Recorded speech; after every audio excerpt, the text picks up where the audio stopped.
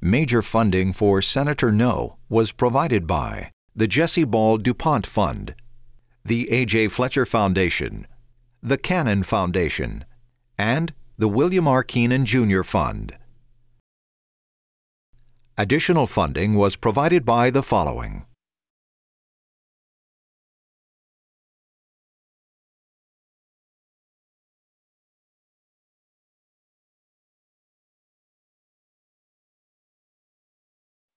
Just think about it.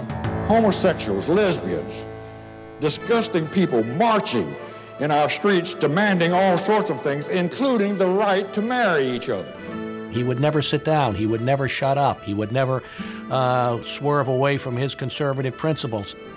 I will fight to preserve the right to life of unborn children and all other forms of humanity. Thank you very much.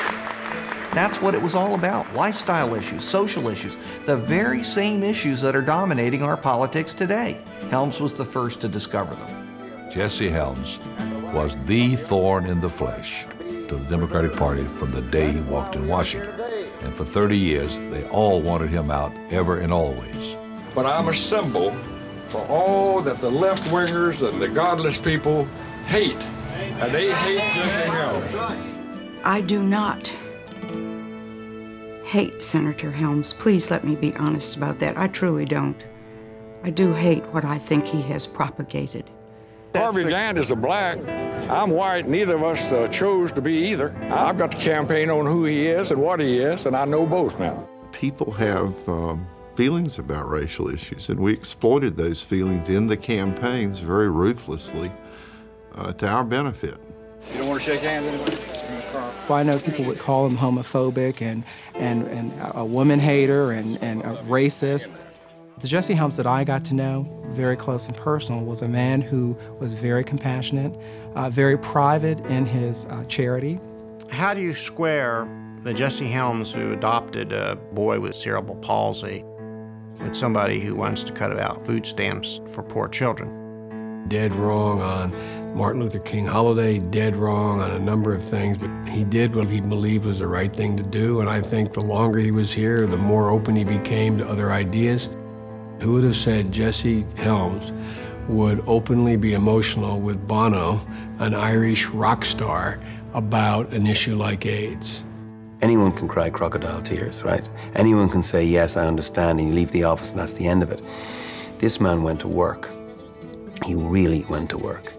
Jesse Helms is actually the model for the active political American, that one person can not only make a difference, but can help to change the philosophy and direction and ideology of an entire continental nation. Whether you like him or dislike him, whether you like or dislike his philosophy, he was at the heart of the conservative movement that changed America from the 1970s to today.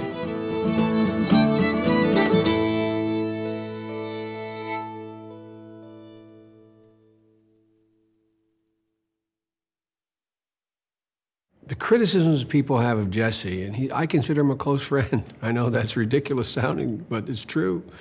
I think are generational with Jesse. What that perverted homosexual filth is not modern-day Michelangelo. It is modern-day Sodom and Gomorrah. Well, you know, Jesse grew up in a time and an era where it was like, that doesn't exist. I mean, what are you talking about here, you know?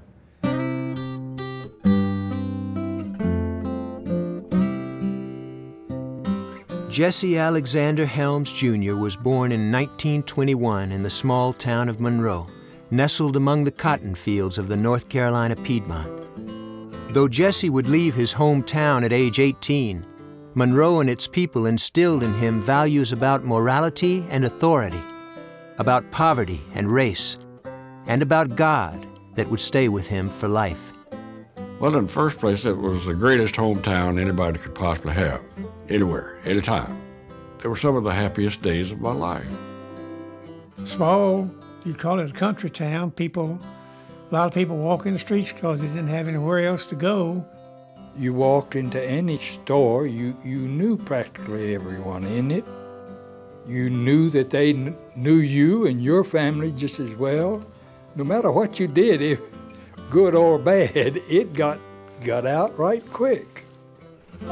3,000 population, 4 Republicans, 2,996 Democrats. The railroad depot was there, and I'd see the trains go through, going to Atlanta, and I'd see the rich folks in the dining cars there eating, and I couldn't imagine anything better than that. Like most in Monroe, the Helmses were devout Southern Baptists, fundamentalists who took the Bible literally. Jesse recalled that his mother, Ethel May, was there every time the First Baptist Church opened its doors. We grew up, and Jesse believed it too way back then, that God was that old man with a long beard. And he had a chair up over the Grub building in Salisbury, 7 stories high, and was watching me and was going to punish me if I did anything wrong. And you couldn't dance and you couldn't drink any alcoholic drinks. And playing cards, was the worst sin in the world. Monroe had both the good parts of small-town Southern living and some of the bad parts. The good parts were the ability to relate to people, the small-town friendliness. The bad part of it is that there was the small-town narrowness of it, very traditional views of grace. We were very, very segregated. Black families living in little houses, shacks, we call them. Our children played with them, and we associated with them, friendly, but very segregated. You don't ask them in for Sunday lunch. I don't remember that my parents said, "You will not play with so-and-so anymore." It just happened, and it happened when I went to school. They weren't there. In so many ways, I think the relationship between the races was far better than it is now.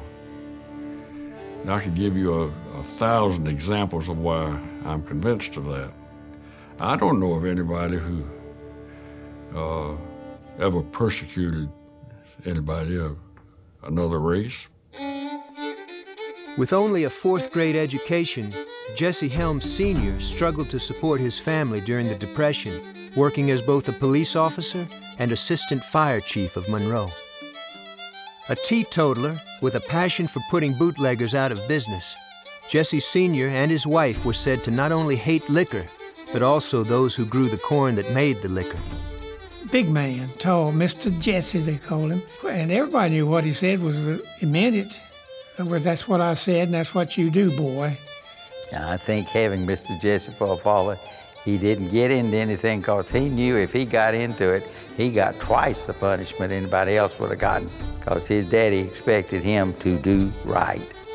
And I got the impression by talking to some of the blacks that they were a little bit afraid of Mr. Jesse. You're going to do what he said and not get in his way. What his father was a typical small-town Southern chief of police of his time. He was tough on blacks, tough on criminals, but the blacks thought he was particularly tough on blacks. As the Depression lingered, Jesse worked at the local drugstore jerking sodas and as a night watchman at the mortuary.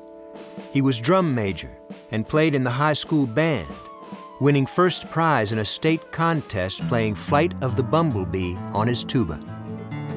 His eyes were large, and they protruded a little bit, and they teased him about it. So I guess he thought he was maybe more unattractive than some of the rest of them. Jesse had a big vocabulary for a country town, one friend recalled, and he often told folks to look in a dictionary to see if he was insulting them. In his high school yearbook, Jesse Helms was named most obnoxious. He was very reluctant to be quiet until he got his way, and that's what he usually got. Dreaming of becoming a newspaper reporter, Helms also worked as a sports writer for the Monroe paper. And he'd walk up and down the sidelines carrying that little typewriter with him. I never did see him typing on it, but he always had an article in the paper the next day. After 2 years at Baptist colleges, Helms moved to North Carolina's capital city to take a sports reporting job at the Raleigh News and Observer. At the N&O, he began leaving treats on the desk of the paper's only female staff reporter, Society page editor Dorothy Coble, whom he married in 1942. She was very prim and proper, and she has a great intellect. And, and she's laughing, but that's one of the things I liked about her when I first saw her, because she she was a pretty lady and a sweet lady, and she was smart. So that's when you started the Coke and the peanuts, huh? That's right. Jesse's political awakening began at the feet of Dot's father, a successful shoe salesman named Jacob Coble, who was a fierce opponent of New Deal liberalism. Dot's father, Mr. Coble, probably had more to do with Helms being a conservative than anybody else. And his reputation was that he was a rock-ribbed conservative and tight as a tick. Helms served as a Navy recruiter in eastern North Carolina during World War II. He visited small radio stations to submit announcements, sparking his lifelong fascination with broadcast media. In 1948, Helms became news director of Raleigh radio station WRAL and its tobacco network. His employer was conservative lawyer and businessman A.J. Fletcher, who introduced Helms to North Carolina's political power brokers and the growing rift in the one-party Democratic South. And these damnable proposals he has recommended under the guise of so-called civil rights. Just months after Helms started his new job, South Carolina Governor Strom Thurmond led the Dixiecrat revolt of conservative Southern Democrats against Democratic President Harry Truman's civil rights proposals. North Carolina's 1950 Democratic U.S. Senate primary would be a watershed in the state's history, and the font in which Jesse Helms would receive his baptism into hardball politics. Officially, Helms was a radio reporter covering the contest between incumbent Senator Frank Porter Graham, the liberal former UNC president, and Willis Smith, a conservative Raleigh attorney supported by A.J. Fletcher. What Helms may have done unofficially to help defeat Frank Graham is a source of heated debate to this day. Despite Smith's assertions that Graham associated with Communist Front organizations, Graham won a strong plurality in the first primary, and Smith all but decided not to call for a runoff. But 3 Supreme Court decisions furthering desegregation inflamed racial fears, and Jesse Helms took to the airwaves.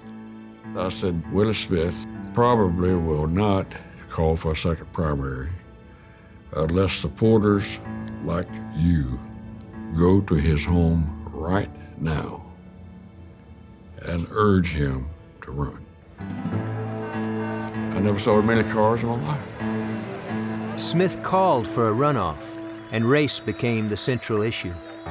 Handbills were circulated warning of the perils of racial mixing and pointing out block voting by blacks for Graham in the first primary. When Dr. Frank Graham got all of the black vote, it certainly became an issue he is the darling of the black population, and there was a reaction to that. A lot of very shady tactics were used in the Willis Smith campaign against Frank Graham, and Jesse was in it up to his neck. Could you describe your role, if any, in the Willis Smith campaign? None, except that I supported it. The election turned on fear generated by the race issue, and Willis Smith defeated Frank Graham in the runoff. Willis Smith won despite being opposed by the elites because he connected with the little people of North Carolina. He represented their fears, maybe some of their hatreds. So Helms learned the lesson that if you want to win campaigns, you'd better connect with all those little people because they outvote the elites. A person's first great success in life becomes the formative experience that he repeats over and over. I think the fact that those tactics worked taught him that this is the way to go, and that's the way he went.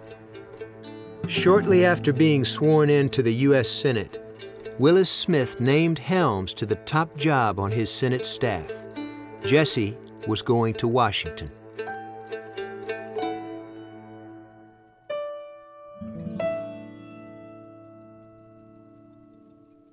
The second time I walked in the Senate office building, I walked in as an administrative assistant to a United States senator. I didn't even know where the men's room was, 10 years after leaving Monroe, 29-year-old Jesse Helms was running the office of a United States senator. The Cold War was glowing hot, and with Willis Smith serving on the Senate Internal Security Subcommittee, Jesse Helms breathed a daily dose of anti-communism. But after Willis Smith's sudden death in 1953, Helms returned to Raleigh with his wife and 2 young daughters to become executive director of the North Carolina Bankers Association and to edit its monthly magazine, The Tar Heel Banker. I told him, I said, look, I don't know a teller window from a credit memorandum. So I never did tell bankers how to be bankers. I told bankers about bankers and bankers' families and babies, and before I knew it, we had the largest circulation of any banking publication in the United States, state banking publication. After the Supreme Court's 1954 Brown versus Board of Education decision, Helms's Tar Heel Banker editorials took on a racial slant unique for a banking trade magazine. He consistently linked integration efforts with communism. In 1957, as federal troops escorted the first black students to enter Little Rock High School, Helms wrote, "What is happening in America is exactly in tune with the forecast of Karl Marx. The cackles you hear have a Russian accent." A lot was lost by this unwise push for integration, this demand for integration. If we'd had freedom of choice, true freedom of choice, I believe it worked out a lot better. But a lot of people were impatient. I dare say that the bankers generally agreed with his views, but he converted it into his own sort of opinion sheet. It was a showcase of his skills and his opinions. Well known in Raleigh as a reporter, radio personality, and head of the Bankers Association, Helms won a seat on the city council in 1957. A fellow council member said Helms represented those who were against anything the city was doing, from new taxes to water fluoridation. He was against government interference in people's lives. If people want to put something in their drinking water, they can put it in themselves rather than having the Uncle Sam do it. Though Helms was working long hours, he and Dot and their 2 teenage daughters decided to add a new member to their family. They adopted Charles, a 9-year-old orphan with cerebral palsy. There was a story in the paper that had listed 3 or 4 older children who wanted parents for Christmas. And all 4 of us, oddly enough, read the story, and I remarked that, well, if I were going to adopt one of these, I would adopt this one.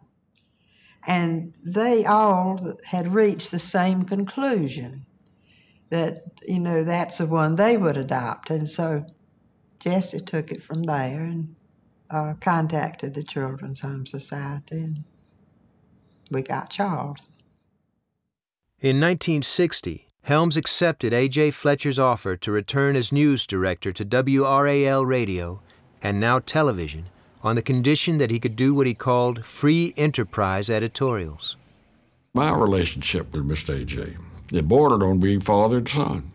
We had talked many times about political philosophy, so he knew pretty well where I stood. That it was just a baby step to my suggesting that WRAL, Channel 5, would become the second television station in the country to editorialize. This is Viewpoint, the daily editorial expression of WRAL television, voiced by Jesse Helms. It was a great risk at the time. Television was still in a fairly pioneering stage. Nobody knew whether the Federal Communications Commission would permit people to come on every night and to give their opinions. And in Helms's case, very strong opinions. There is not one shred of evidence to suggest that England's gun law has prevented a single criminal from carrying a gun. And you know something? there's little likelihood that anybody's gun law will.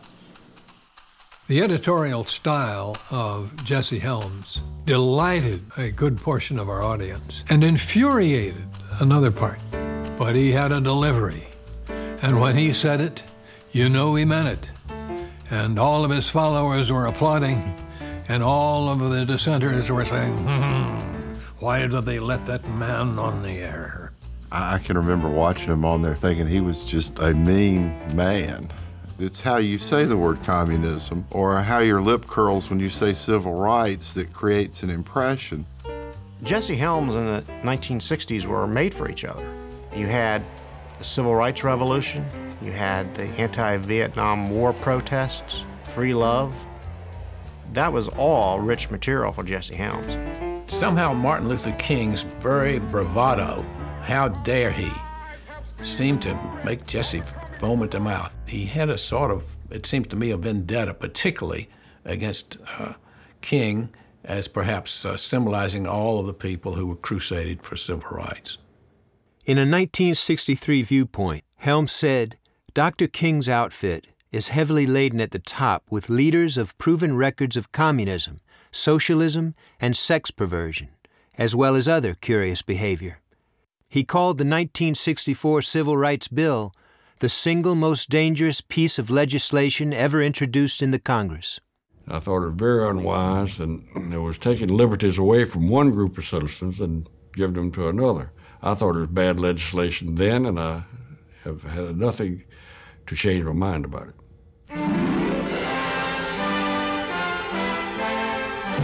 Congress passes the most sweeping civil rights bill ever to be written into the law.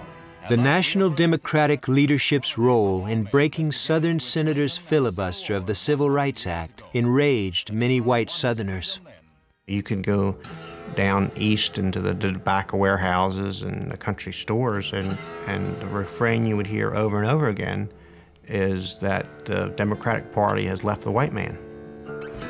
In 1968, Richard Nixon's Southern strategy promised Southern conservatives he would ease integration pressure and discourage busing. That November, Nixon became the first Republican presidential candidate to win in North Carolina in 40 years.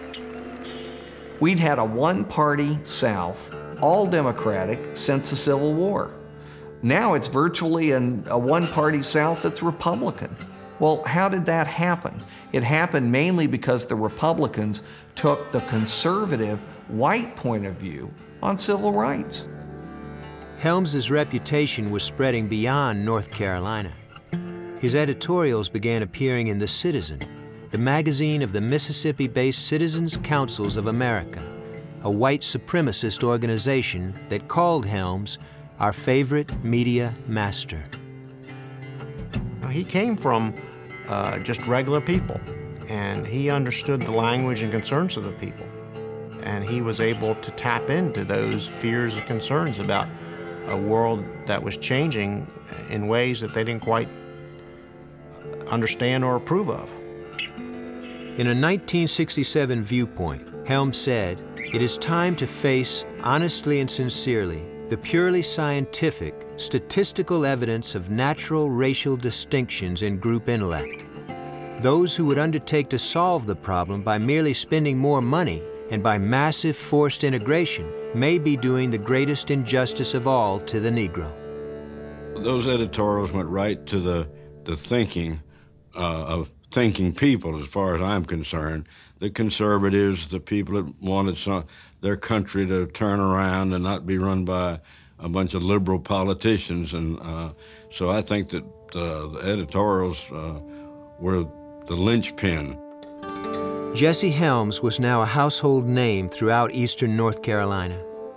Conservatives from both parties tried to recruit him to run for office in the late 60s. But in 1970, Helms became a Republican, a decision he compared to changing religions. And by 1972, his old friend from the Willis Smith campaign, Tom Ellis, had the inside track.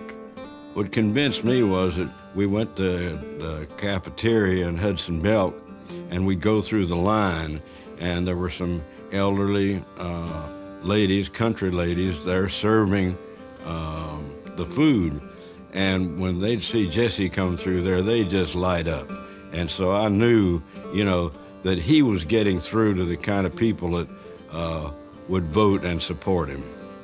I remember Mr. Fletcher came over to see me in my office and said, "Son, I think you ought to try it because you could get the conservative message out."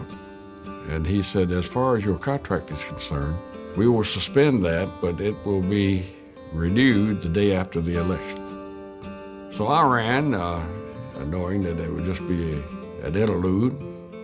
It was a long shot, and he understood that. The registration in the state was 4-1 Democrat. No Republican had ever won statewide since before 1900. But when one examines the specific issues, such as my stands on forced busing and crime and inflation and taxes and education, if they disagree with me, they are disagreeing with the majority of the people of North Carolina, and call them liberal, conservative, or moderates as you please. Helms's Democratic opponent was Nick Galifianakis, a liberal, 3-term congressman.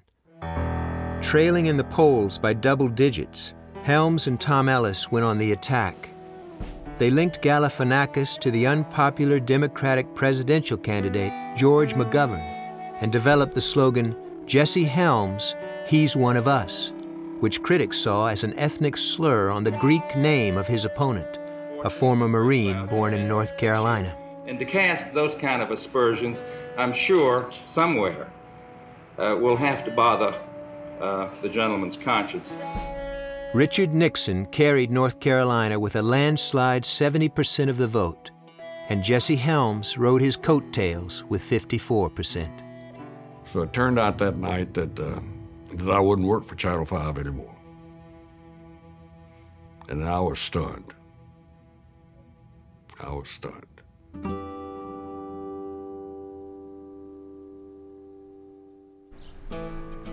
Looking through the eyes of the others who saw me come to Washington, I was a curiosity because there hadn't been a Republican senator from North Carolina. And I had a reputation, I don't think I deserved it, of being a super conservative and, you know, a mindless conservative and all the rest of it. He was willing to go up against the Senate Club, a long-standing tradition in the Senate whereby every incumbent protected every other incumbent, regardless of party and philosophy.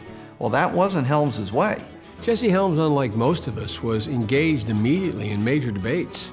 We were just trying to figure our way around. I remember walking on the floor one time, and Jesse Helms was absolutely eviscerating another Republican named Marlowe Cook on a pay raise issue. I mean, Jesse Helms just walked in and took charge. There's a little bit of a legislative foo-far going on up here where the chairman of the Senate. Republicans were in the minority in the Senate, and Helms was one of only 6 from the South. It was very difficult to get his agenda even out of committee, much less enacted on the floor. But there were many ways, other ways of affecting what happened, presenting amendments that may not even fly, but that made a point and could stir things up or could hold up the business of the Senate for days, weeks at a time. It was totally consistent with what Jesse believed, and that was to stop a Democratic agenda, to stop it. By the end of his freshman year, Senator Jesse Helms had introduced 96 bills and 21 amendments, made 138 floor speeches, and received over 70,000 pieces of mail. One observer said, it was as if he had crated up his Raleigh TV scripts, driven 5 hours north, and started pitching them into the Senate hopper. Helms was out there saying, no.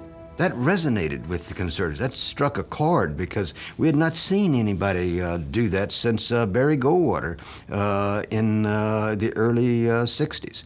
It was Goldwater's fiery Western conservatism that Helms gave a Southern flavor to. And again, it was the social issues that really caused that torch to flare. Gay rights, abortion, pornography, and so on. Those really weren't a part of the national political landscape in Washington. Nobody wanted to talk about them. Jesse Helms wanted to talk about them.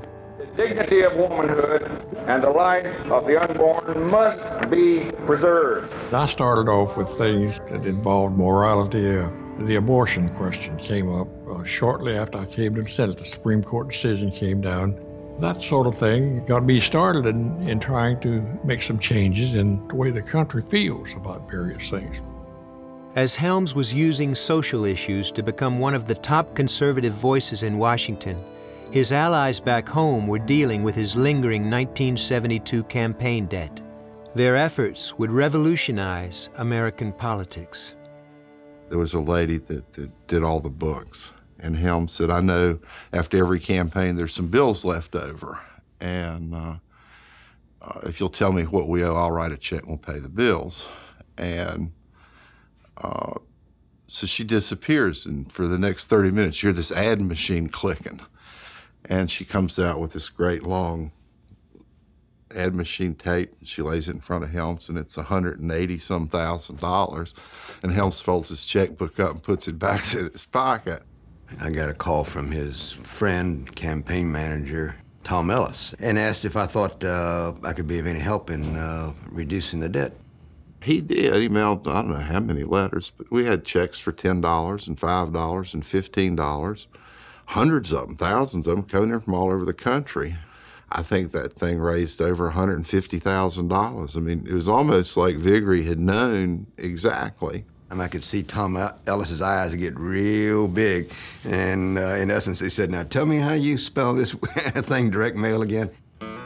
Ellis and Helms used Richard Viggory's pioneering direct mail technique as the lifeblood of their new political action committee, the North Carolina Congressional Club.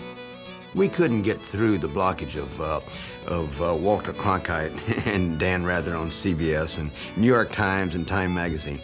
But starting with direct mail, we began to figure out a way to go around this blockage right into people's homes. You are not only asking for a contribution, you are giving an educational message.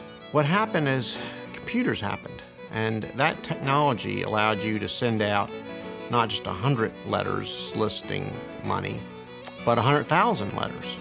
They dealt with issues like race, please send money, or Jesse Jackson will be, running wild in the streets, or the homosexuals are advancing their agenda, or they're about to take away your guns, or we've got to stop all these abortion murders. Words were underlined, and they're always personalized. It was a real business.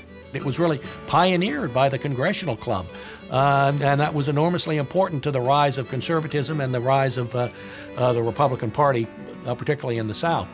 Helms and his people at one point thought about, running for president, possibly a third political party.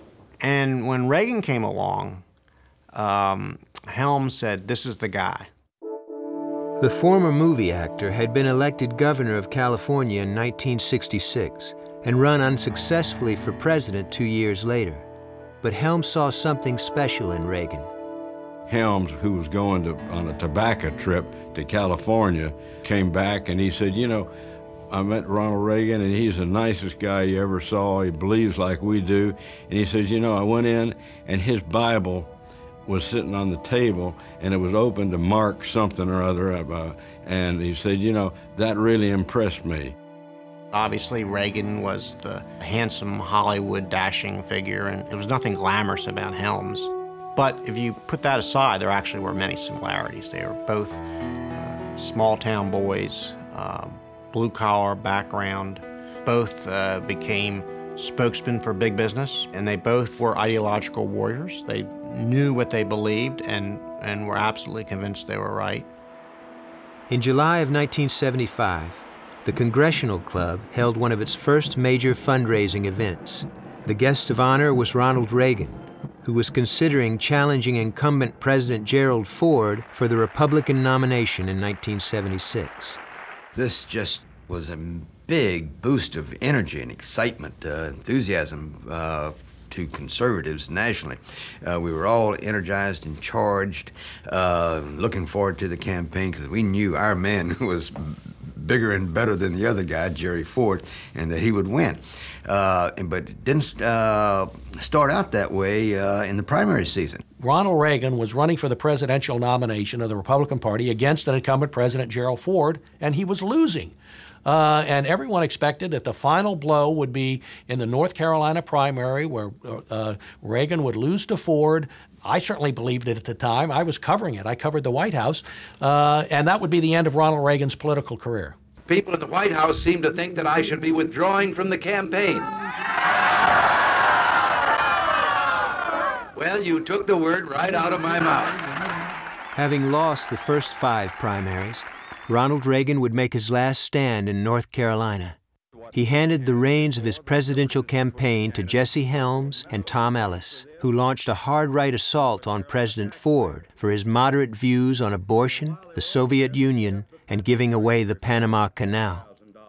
Jesse Helms' backing of Reagan gave Reagan North Carolina's delegates and gave him enough steam to win a whole series of Southern primaries, putting him into a tie with Ford at the convention. And that's really what saved Ronald Reagan's career. There is one distinguished leader who has stepped forward to talk sense courageously and honestly and forthrightly to the American people. You know who he is, and I invite you to join me in seconding his nomination. An able, courageous, dedicated American, Ronald Reagan. Thank you very much. Though Gerald Ford was nominated, Republicans knew they hadn't seen the last of Ronald Reagan. And Jesse Helms, having arrived in Washington just 4 years earlier as an army of one, left the convention as the leader of the growing conservative movement known as the New Right. The Watergate scandal helped put Georgia Democrat Jimmy Carter in the White House in 1976. Despite his Southern Baptist credentials, Carter became the lightning rod for Helms's and the New Right's anger when he said he would not oppose the Supreme Court ruling legalizing abortion. I support the ruling and will enforce it to the best of my ability. In foreign policy, Helms tried to force Carter to take tougher positions against communism, opposing arms reduction treaties and blocking diplomatic appointments. When are we going to stop retreating? He said, you've stopped the B-1 bomber. You have all but canceled the neutron bomb. We are backing up in Africa. We are just compromising all over the world. And for a movement to develop, it almost always needs a riveting issue, an issue that is KISS, keep it simple, that people can really understand. And the New Right was just getting born, and then by the mid-70s, this issue came on the scene. Keep our canal! Keep our canal! The Panama Canal treaties dominated the debate because this was a symbol of the decline of American power. Americans were extremely upset because of the outcome of the Vietnam War. For the first time in our history, we had undeniably lost a war, and Helms knew instinctively that was the right issue for the right. I don't believe you sent me there to compromise on the question of giving away the Panama Canal to a two-bit communist dictator, and I'm not going to do it. Obviously, it went nowhere. The Panama Canal treaties passed, but the right was upset for years. It was a grievance that they used to raise money, to get volunteers, and to elect more of their philosophy to the Senate and to other public offices. Congressional Club computers now stored thousands of names. The club brought in over $2 million before Helms even knew whom he would face in his 1978 re-election bid. Helms never did ask anyone personally for money. You know what they say, that you break one leg and the other leg becomes super strong because you overuse it? That was how it was with us in direct mail. 1 million letters is a tractor trailer full. We sent out probably 10 or 15 tractor trailers of mail, and so he wasn't just a senator, he was a senator that was known from coast to coast. So influential was Jesse Helms that the Democratic National Committee declared him its #1 target for defeat in 1978. The people do expect. Helms's Democratic challenger was John Ingram, the Maverick State Insurance Commissioner. Helms began with traditional campaign events, but a back injury forced him into the hospital and triggered the Congressional Club's discovery of the power of television. Seems to me like Jesse hurt his back Labor Day, and he came back about the third week in October. And we spent a couple $1 million on media in that whole time. Let's re-elect Jesse, a dedicated Christian. We took a poll, and his numbers had just shot up through the roof.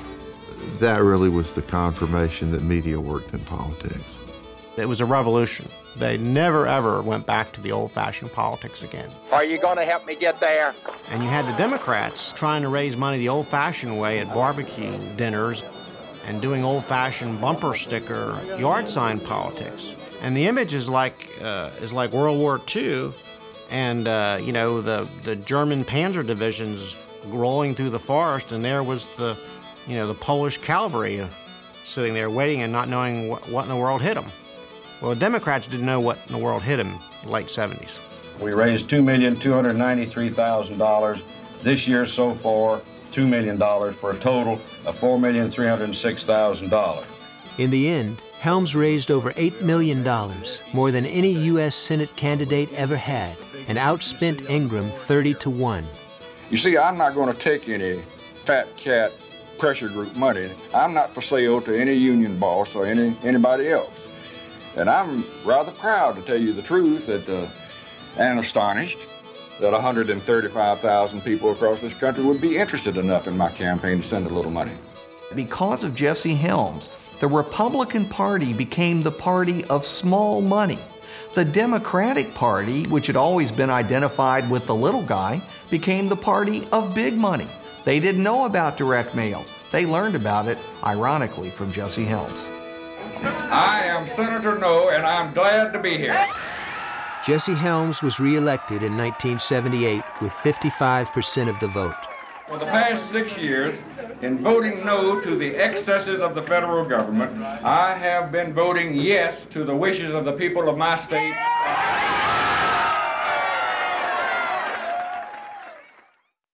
Today, from the steps of the nation's capital in Washington, D.C., senators, congressmen, pastors, educators, and thousands of students from all across the United States join Dr. Jerry Falwell in this special presentation of I Love America. Helms and the Congressional Club had discovered early that television was the future of politics. Now, they recognized the medium had done the same for organized religion. Tom Ellis, I think, was one of the first people that had the idea of trying to bring the evangelical Christian televangelist in the conservative political movement, and did. We, the Christian people of America, I believe, have a divine mandate to bring this nation back to God, and I think it's late. We must do it now. Since Prohibition, which was a disaster for conservative Christians involved in politics, they've been pretty well a philosophy that religion and politics don't mix, and for about 50 years, nobody got involved in anything. They had opposed for so many years black preachers who had led the civil rights movement, white preachers who had led the anti-Vietnam War movement, and now they had their leaders coming to them and saying, we have to do the same thing that we've been criticizing. By the way, he's the fellow who got the prayer amendment, with the help of some of these men, through the Senate. Jesse, it's good to have you.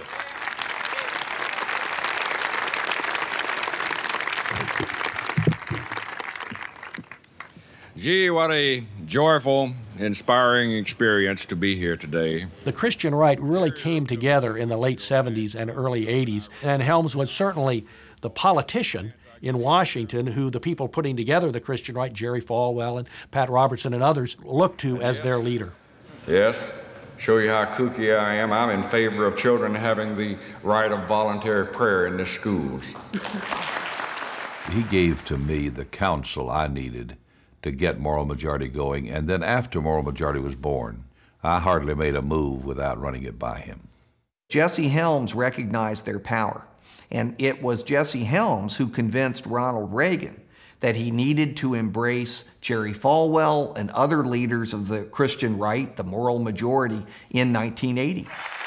I'm sick and tired of hearing about all of the radicals and the perverts and the liberals and the leftists and the communists coming out of the closets. It's time for God's people to come out of the closets, out of the churches, and change America. We must do it. Jesse Helms had put social issues on the political map. Out of the ashes of the post-Watergate Republican Party, the new right had coalesced around the North Carolina senator and the man he wanted to make president. The Congressional Club gave almost $5 million to Ronald Reagan's 1980 campaign and contributed to 22 Senate and 34 House candidates. It had become the largest political action committee in the country. About an hour ago, I called Governor Reagan in California, and I told him that I congratulated him for a fine victory. Reagan won decisively over Jimmy Carter, even in Carter's native South, and Republicans took control of the Senate for the first time in 25 years. The national media called Jesse Helms the embodiment of right-wing success. It all changed. Election night, November 1980. The left woke up and said, oh my gosh, they have, while we weren't paying attention, built a conservative movement here. It was like Christmas and Easter rolled together for the conservative Christians. They'd won everything. They were ecstatic, and they believed that the future was theirs. As the new chairman of the Senate Agriculture Committee, Helms enthusiastically endorsed Reagan's $2 billion cut from the $12 billion food stamps program, and later proposed doubling the cuts. And one guy in South Carolina bought 5 motor vehicles.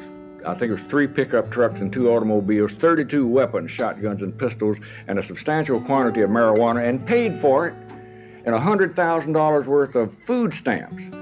Now, I think the American people got a right to resent that sort of thing, and they've got a right to demand that Jesse Helms try to do something about it, and I will. I think Jesse bought into what a lot of people bought into, that everybody in food stamps was some, overweight black woman using her food stamps to buy vodka and sunglasses and riding around in a Cadillac. But the food stamps makes it possible for us to eat. Now, I have worked all my life, and I never thought I would ever have to ask for help like this. Don't take this now.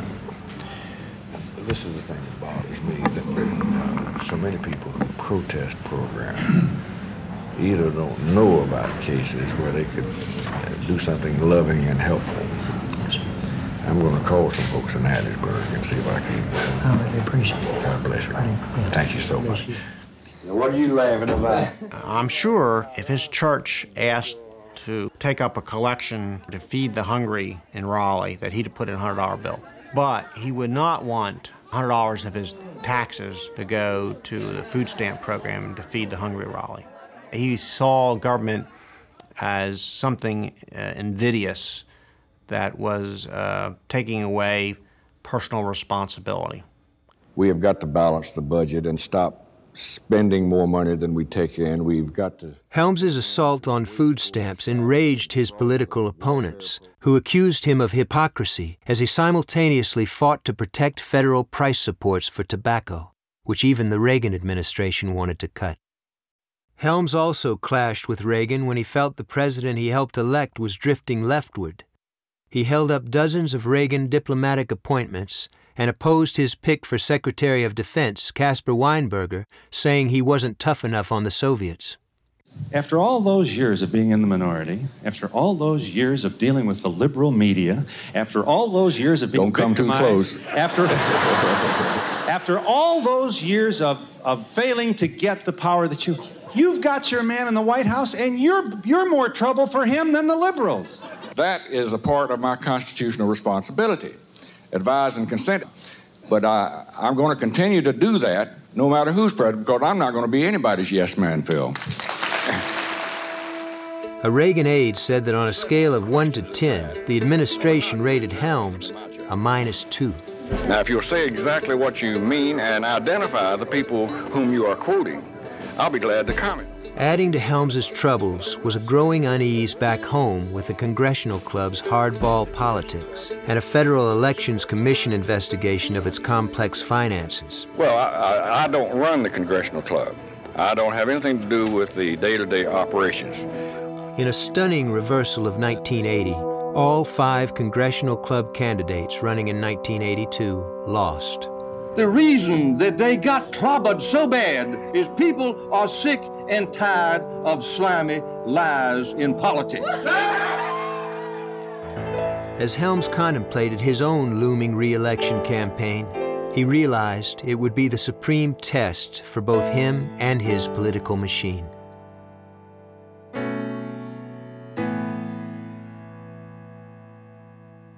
Every election year, you have one race that captures the imagination of the country, for better or worse.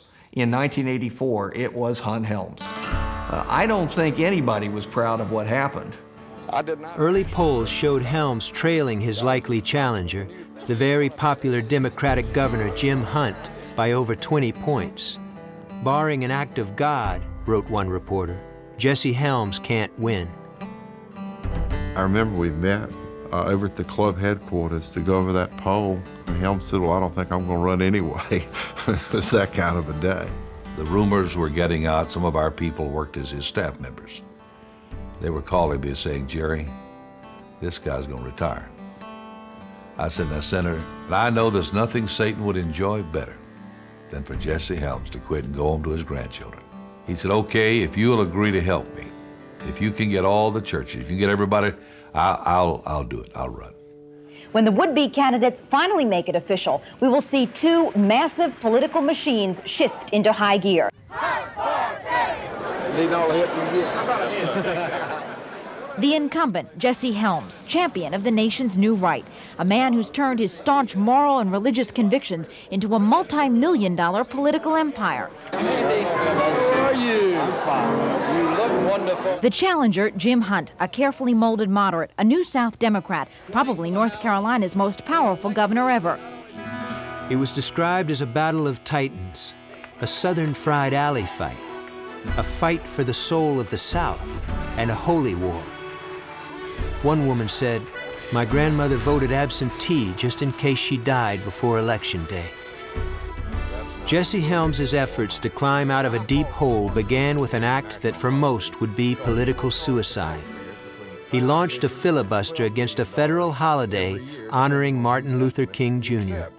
Now, America doesn't need more holidays. We need more working days so that America can produce more and compete more successfully in the world market. Jesse Helms, courage to stand tall for America. And I'll never forget that day as I was getting reporters calling in to talk with me. Jesse Helms is black press secretary, great source. Let's go talk with him and see how I thought about it. I was very much struggling with what was going on in Washington. And so I left work that day.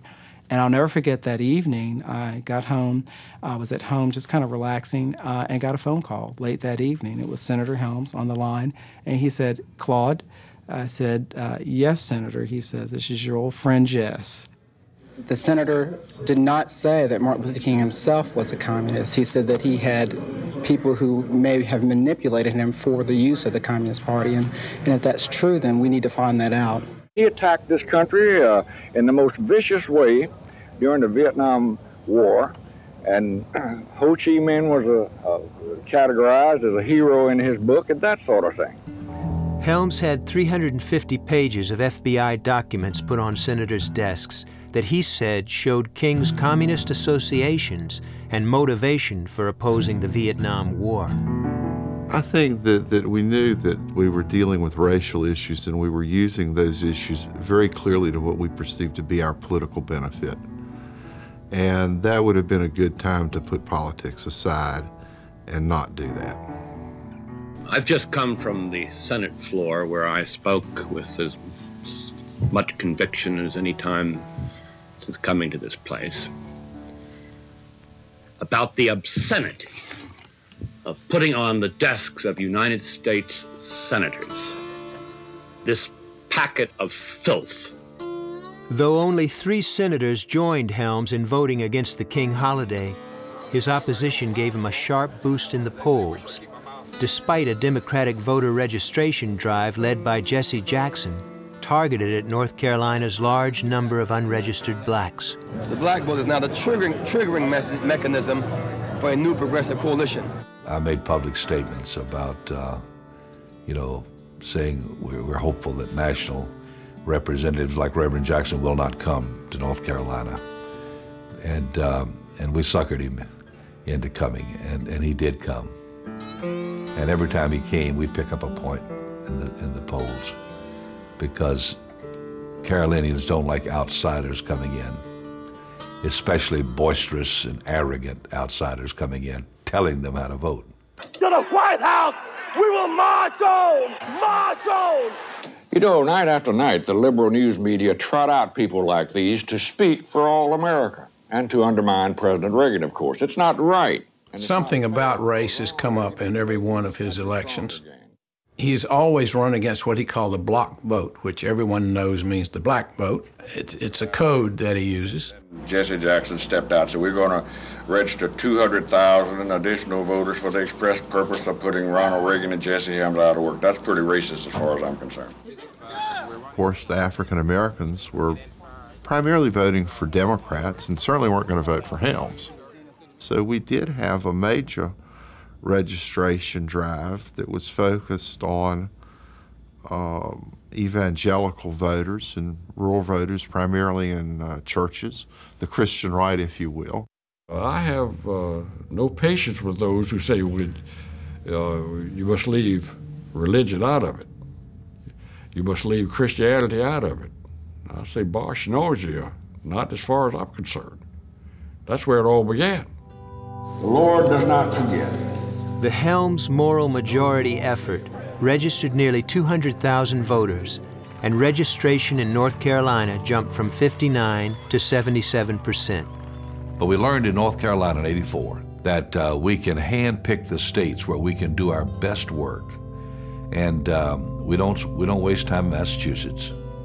There are lots of places that we have marked off as hopeless to America and everything good and godly. Both sides pushed fundraising and voter registration to the limit, but the Congressional Club needed to narrow the huge popularity gap between Hunt and Helms. 70% of the people in North Carolina, they thought Jim Hunt was great. They really loved Jim Hunt. Jesse was never going to have that kind of popularity. He was a polarizing figure. The only way Jesse was really going to win an election was a choice of two negatives. There's two guys running, you don't like either one of them. Governor, which ward did you serve in? And that was the election Jesse Helms could win. Okay. Senator Helms, and wait just a minute since you asked that question. Mr. President, I was in... In order to tear down Jim Hunt, the Congressional Club unleashed a weapon it had added to its arsenal since Helms's 1978 race. The general feeling was this, that if you put a negative ad on television, make people mad. It was a positive medium. And so we never ran a negative ad in '78. Jim Hunt says this actual news footage of him voting for a $217 billion tax hike is a lie. But 17 major newspapers reported that Jim Hunt did vote for this $217 billion tax hike. Is everybody lying but Jim? Negative ads are effective. It's like George Wallace said, you throw the hay down where the goats can get at it. It was very effective. It was a lot more effective than the "my dog loves me" and "my wife loves me" and "my children think I'm a wonderful man" ads. Once you put an ad on that said, you know, here's where this guy stands and here's where this guy stands, people paid a lot more attention to that than the candidate with the Irish setter. Helms people did not invent negative advertising, but they certainly perfected it in terms of its use of television. The Congressional Club believed that if you were going to win, you needed to win in the best way or the worst way. You did whatever it took to win. Other political committees were squeamish. The Congressional Club was never squeamish. It had become the most expensive non-presidential campaign in American political history, but it was deadlocked. Then, for the second time in Helms's career, the coattails of an old friend pulled him through. The President of the United States.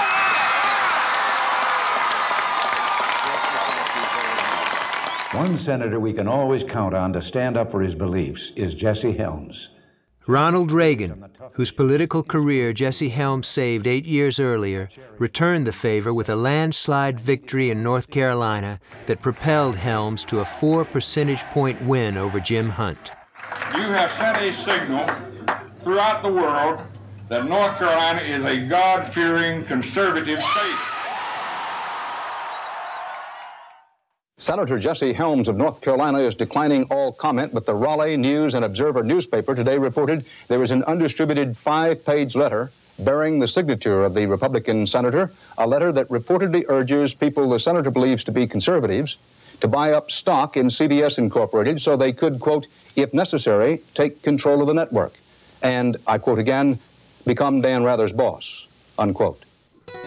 As Helms began his 3rd term, he and the Congressional Club mailed 1 million letters asking conservatives to buy shares of CBS, which they deemed the most liberal network. But 1 million conservatives who are fed up with seeing CBS unfairly report the news and in the process kick the president around can win this battle. And that's what we're going to find out. There was no way they were going to literally take over CBS, but it did raise the consciousness of a lot of people at CBS and elsewhere to the idea that they were perceived as being too liberal. And I think that this perception originated with Helms and others like him that has caused what I would call mainstream journalism to be, to walk more carefully. The effort was another fundraising bonanza for Helms and the Congressional Club. You go put film in the camera. Though he now had seniority among Republicans on the Senate Foreign Relations Committee, Helms honored a 1984 campaign promise by remaining chairman of the Agriculture Committee, so he could continue to protect tobacco price supports. And the personalized service he provided his North Carolina constituents was becoming widely known.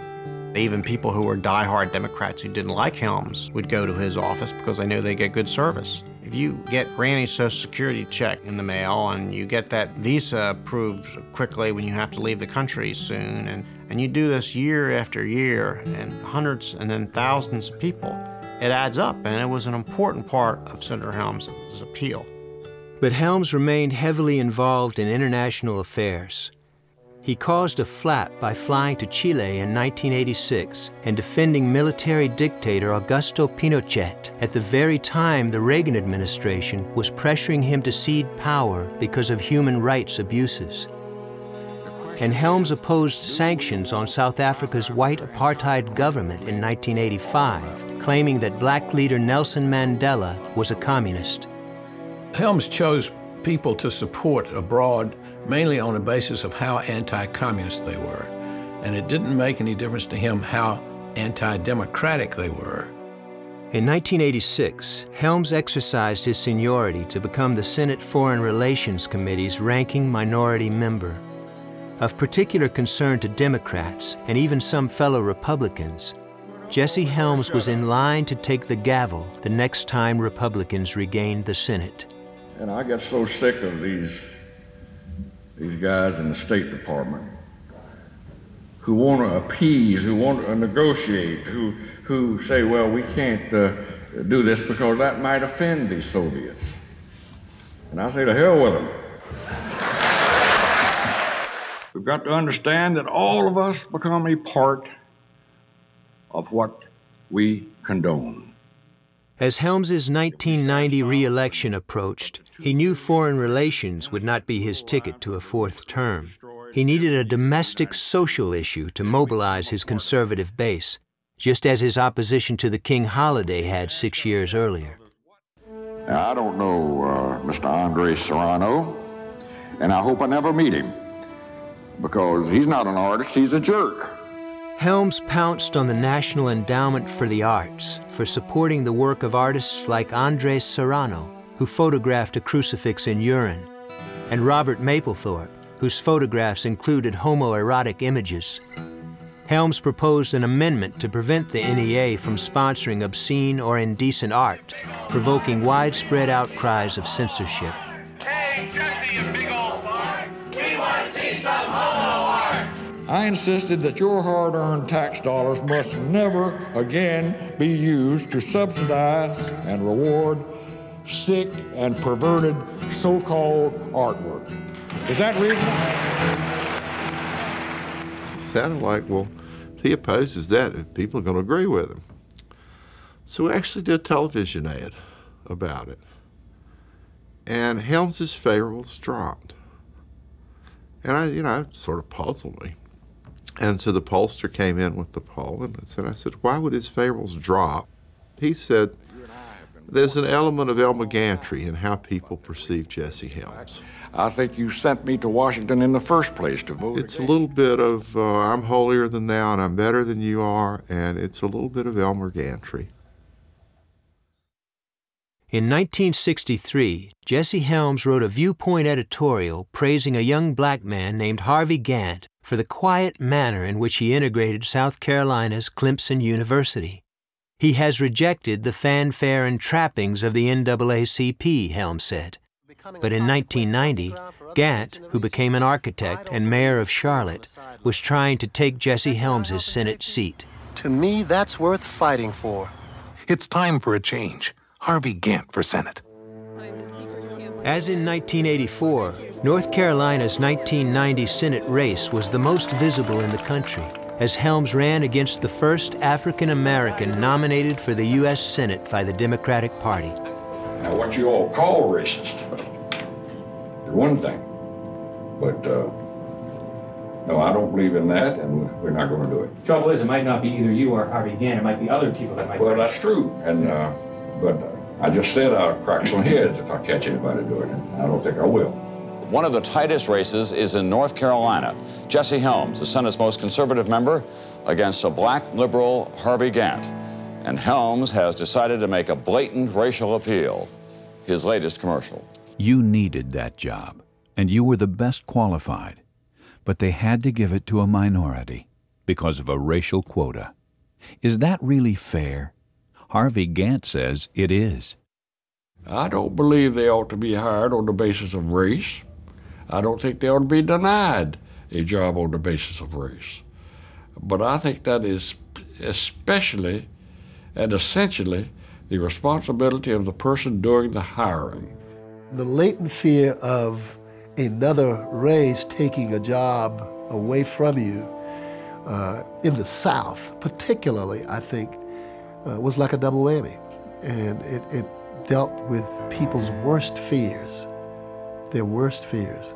In one sense, we thought the ad was political genius. In the other sense, we couldn't believe that someone in 1990 would run an ad like that.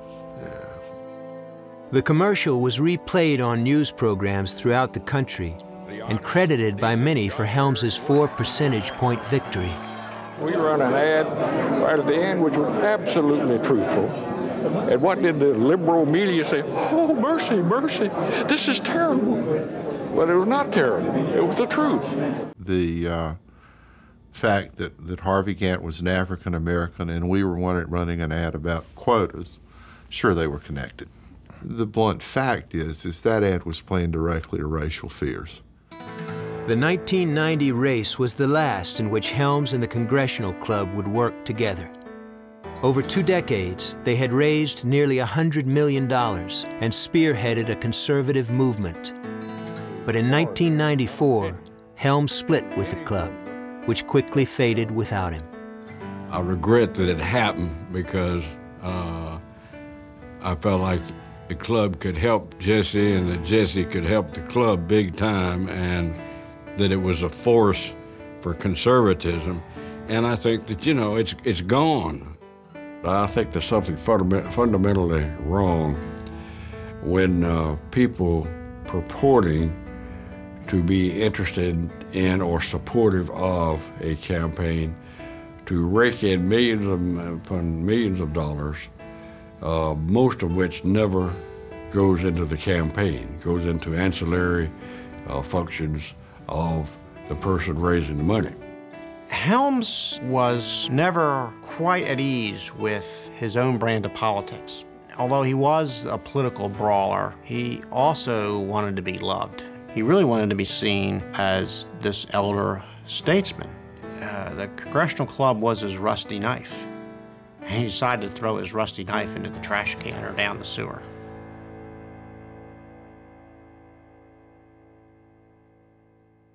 On November 8, 1994, Republicans swept both houses of Congress, and Jesse Helms assumed the gavel of the Senate Foreign Relations Committee. An aide to President Bill Clinton described the new chairman in relation to his Democratic predecessor as the difference between Novocaine and napalm. When in the hell, Mr. Secretary, did democracy prevail in Haiti? Helms immediately demanded abrupt changes in Clinton foreign policy. He claimed that some $2 trillion of U.S. taxpayers' money had gone down what he called foreign rat holes, and he questioned the president's leadership. President Clinton has now been commander-in-chief for nearly 2 years. Do you think he's up to the job now? You ask an honest question, I'll give you an honest answer. No, I do not.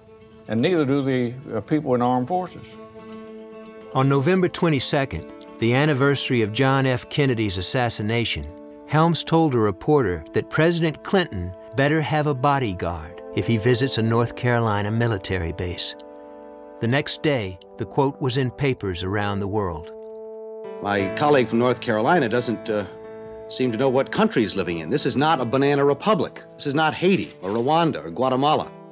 In demanding that Helms be denied the Foreign Relations Committee chairmanship, the New York Times called him a mean-spirited, loose-lipped legislator who has moved from being an embarrassment to the GOP to being a global liability for the nation. The New York Times is calling for you to step down. Have a good day. Though Helms later apologized, he clung to both his gavel and his positions. New York Times. He blocked 30 Clinton ambassadorial nominees in his first year as chairman, and single-handedly held up treaties and most foreign aid. Helms continued to achieve notoriety on the home front as well. In June of 1995, Patsy Clark, whose late husband had been a consultant to Helms and whose son died of AIDS in 1994, read in the newspaper that Helms felt AIDS sufferers deserve their fate because HIV is spread through risky behavior. I thought, I will write him a letter and then he'll understand. When I tell him about Mark, my son, and Harry Clark's son, he'll understand and he'll say, oh, that's not what I meant. In his reply to Clark, Helms wrote, "As for homosexuality, the Bible judges it. I do not. I understand the militant homosexuals, and they understand me. They climbed onto the roof of dots in my home and hoisted a giant canvas condom. As for Mark, I wish he had not played Russian roulette in his sexual activity." 2 weeks after writing Clark, Helms blocked renewal of the Ryan White Care Act, a health care program for AIDS victims named for the late Indiana teenager who acquired the virus from a blood transfusion. The disease, Helms said, is the result of deliberate, disgusting, revolting conduct. Patsy Clark had always voted for Jesse Helms, but at age 67, she and another mother of an AIDS victim established MAGIC, Mothers Against Jesse in Congress, to oppose Helms's bid for a 5th term in 1996.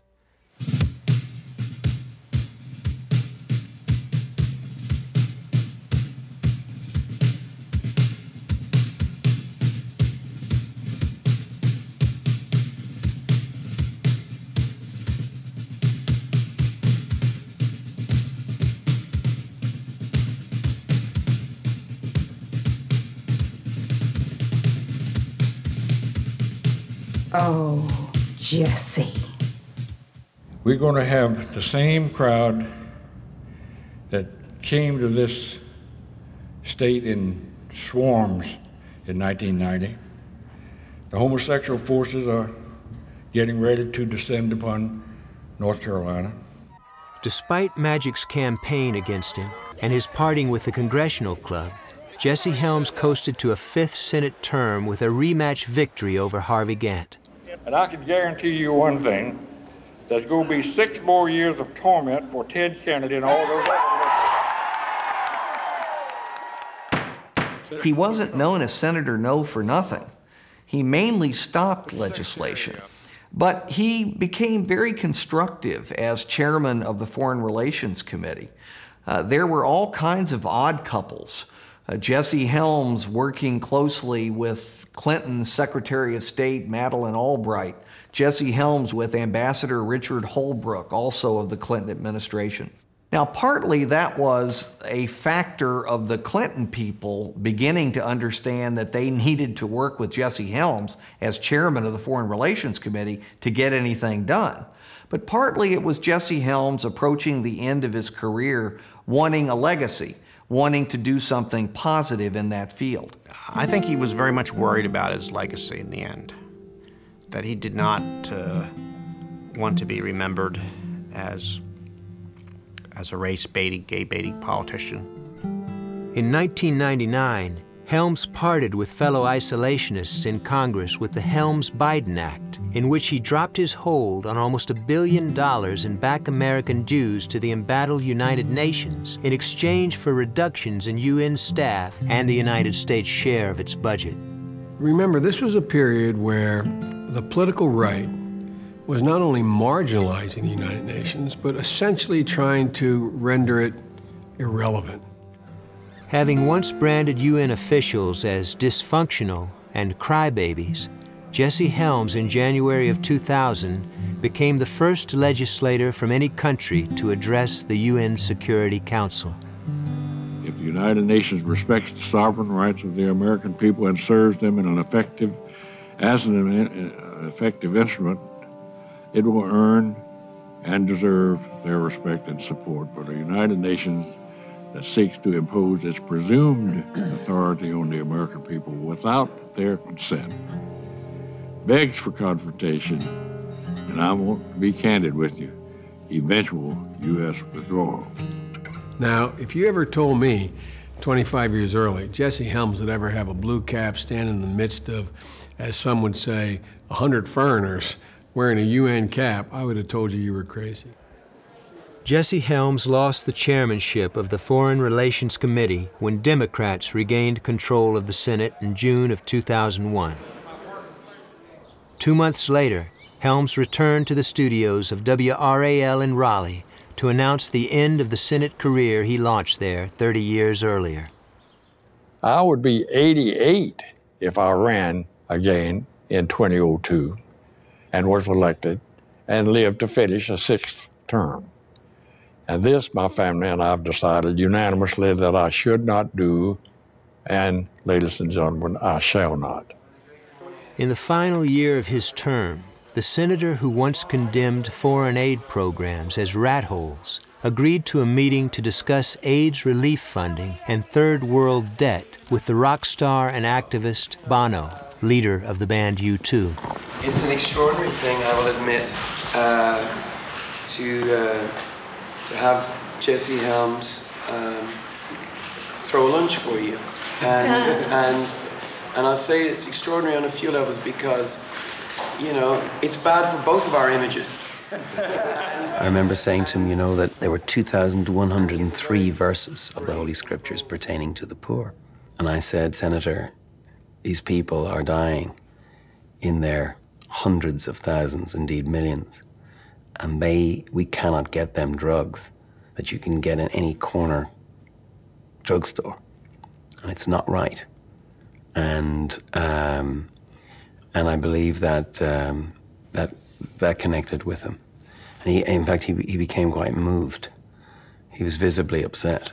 He had a meeting with other members, congressional members, where he said he was ashamed of the way he had thought about the AIDS pandemic. And that I mean, a politician, you would never hear a politician admit they made a mistake, let alone use the word shame.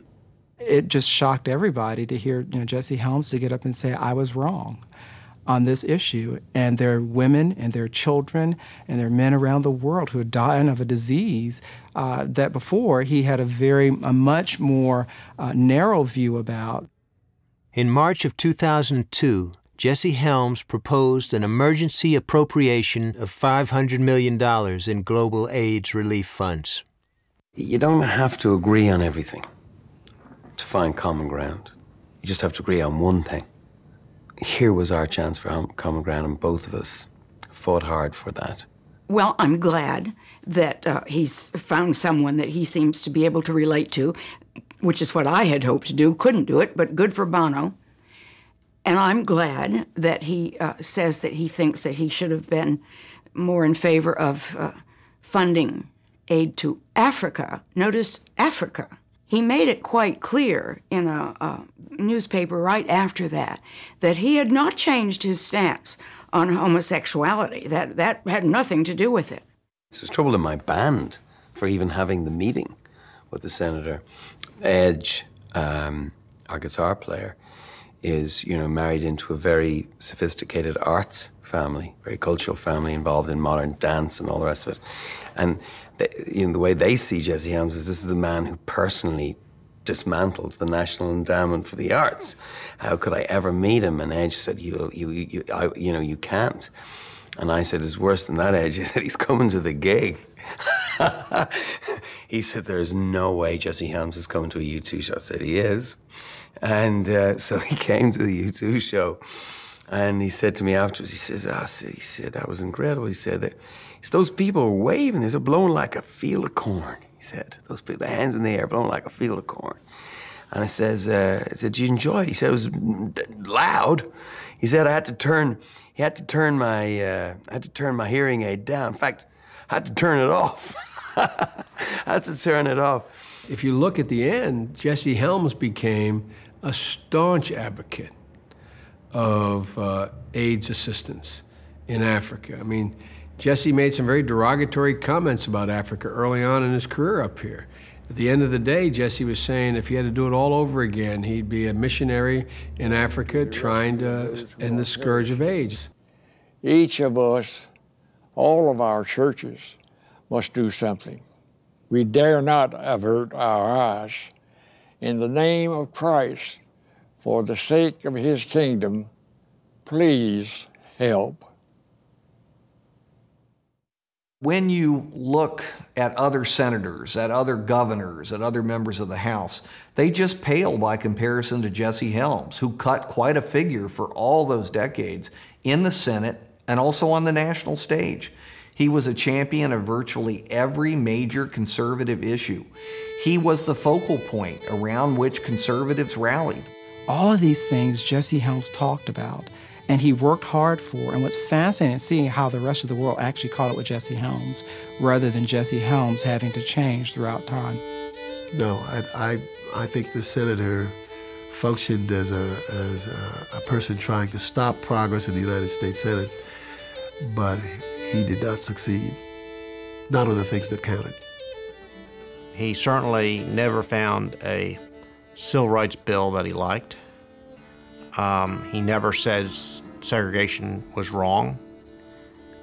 He never seemed to, if he ever had any change of heart like George Wallace did or Strom Thurmond did, he never articulated it. Senator Helms and others in the House and Senate, and Jerry Falwell and others out here in the citizen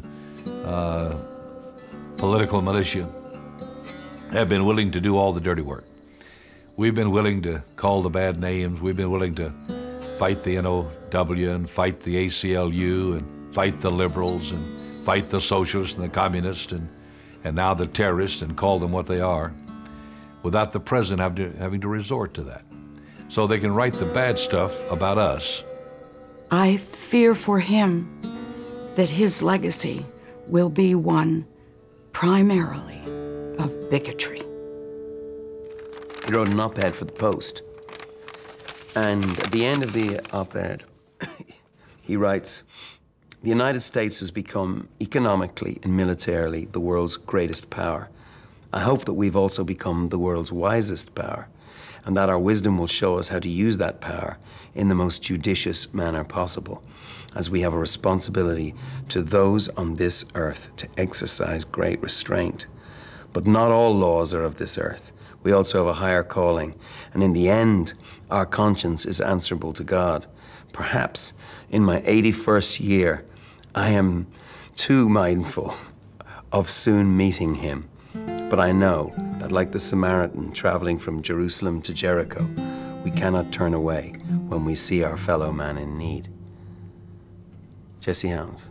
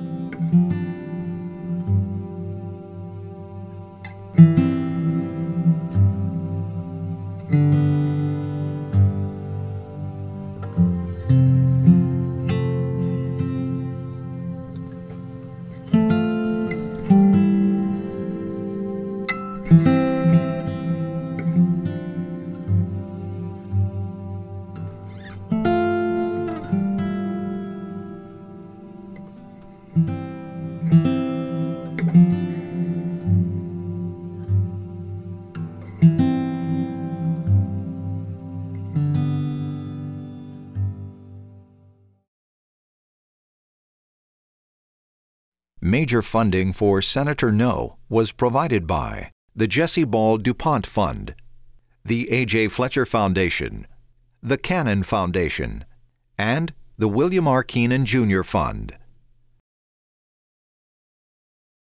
Additional funding was provided by the following: